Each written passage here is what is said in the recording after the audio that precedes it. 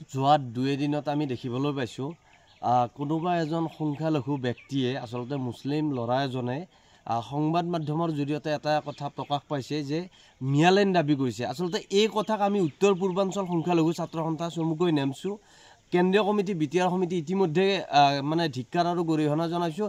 এনেকুৱা অসাংবিধানিক কথা, এনেকুৱা ধৰণৰ কোনো ধৰণৰ গ্ৰহণযোগ্য নথকা কথা যাতে কোনো ধৰণৰ ব্যক্তিয়ে যাতে অনাগত দিনত নকয় তাৰ কাৰণে আমি সকিয়নি প্ৰদান কৰিছোঁ। বিটিআৰ সমিতিৰ তৰফৰ পৰা নেমছোঁ এয়া স্পষ্ট কথা। এইখন অসম বিভিন্ন জাতি জনগোষ্ঠীৰে ভৰপূৰ অসম। এই অসমখনত শান্তিৰে বসবাস কৰি শান্তিৰে বিভিন্ন জাতি জনগোষ্ঠীয়ে মিলা প্ৰীতিৰে এই যি সোণৰ অসম এই গঢ়াৰ কাৰণে আমি আগবাঢ়ি আছোঁ। 1 কোটি আমি যি 40 লাখ আমাৰ সংখ্যালঘু ৰাইজ আছে, এই সংখ্যালঘু ৰাইজে বৰ অসম গঢ়াৰ ক্ষেত্ৰত যি ধৰণে ভূমিকা গ্ৰহণ কৰি আছে এই ক্ষেত্ৰত প্ৰত্যেকটো জাতি জনগোষ্ঠীয়ে দেখি আছে।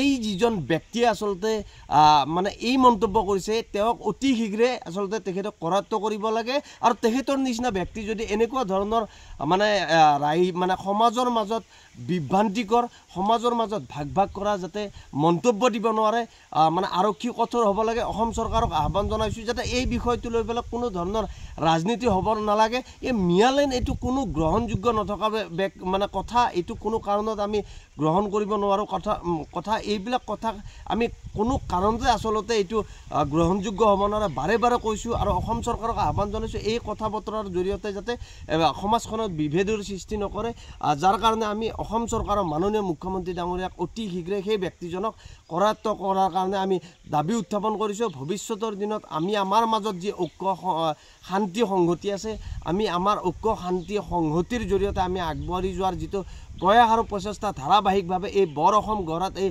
সোণৰ অসম গঢ়াত আমাৰ সংখ্যালঘুসকলৰ ধাৰাবাহিকভাৱে আমি কাম কাজ কৰি আছোঁ আৰু কাম কাজ কৰি যাম। আমি যি শেহতীয়াভাৱে বিভিন্ন ধৰণে বিভিন্নজনে মন্তব্য কৰে আচলতে এনেকুৱা ধৰণৰ সাম্প্ৰদায়িক কথা বাৰ্তা এইখন অসমত যাতে কোনো কাৰণত কোনো সংখ্যালঘুৱে যাতে এনেকুৱা ধৰণৰ মন্তব্য নকৰে তাৰ কাৰণে সংখ্যালঘু ৰাইজকো আহ্বান জনাইছোঁ। যোৱা 2 দিনত আমি দেখিবলৈ পাইছোঁ কোনোবা এজন সংখ্যালঘু ব্যক্তিয়ে আচলতে মুছলিম ল'ৰা এজনে সংবাদ মাধ্যমৰ জৰিয়তে এটা কথা প্ৰকাশ পাইছে যে মিয়ালেন দাবী কৰিছে। আচলতে এই কথাক আমি উত্তৰ পূৰ্বাঞ্চল সংখ্যালঘু ছাত্ৰ সন্থা চমুকৈ নেমছোঁ কেন্দ্ৰীয় কমিটি বিটিআৰ সমিতি ইতিমধ্যে মানে ধিক্কাৰ আৰু গৰিহণা জনাইছোঁ। এনেকুৱা অসাংবিধানিক কথা, এনেকুৱা ধৰণৰ কোনো ধৰণৰ গ্ৰহণযোগ্য নথকা কথা যাতে কোনো ধৰণৰ ব্যক্তিয়ে যাতে অনাগত দিনত নকয় তাৰ কাৰণে আমি সকিয়নি প্ৰদান কৰিছোঁ। বিটিআৰ সমিতিৰ তৰফৰ পৰা নেমছোঁ এয়া স্পষ্ট কথা। এইখন অসম বিভিন্ন জাতি জনগোষ্ঠীৰে ভৰপূৰ অসম।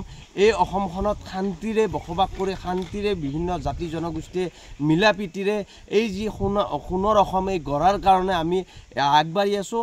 1 কোটি আমি যি 40 লাখ আমাৰ সংখ্যালঘু ৰাইজ আছে, এই সংখ্যালঘু ৰাইজে বৰ অসম গঢ়াৰ ক্ষেত্ৰত যি ধৰণে ভূমিকা গ্ৰহণ কৰি আছে এই ক্ষেত্ৰত প্ৰত্যেকটো জাতি জনগোষ্ঠীয়ে দেখি আছে।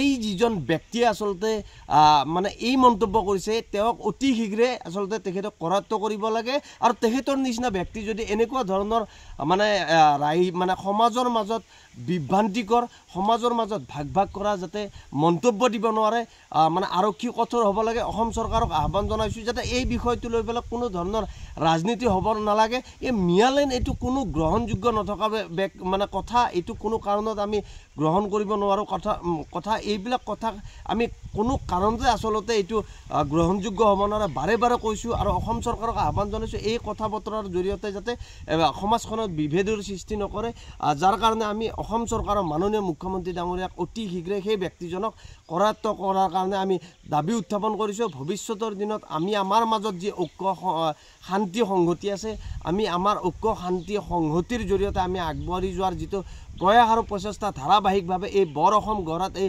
সোণৰ অসম গঢ়াত আমাৰ সংখ্যালঘুসকলৰ ধাৰাবাহিকভাৱে আমি কাম কাজ কৰি আছোঁ আৰু কাম কাজ কৰি যাম।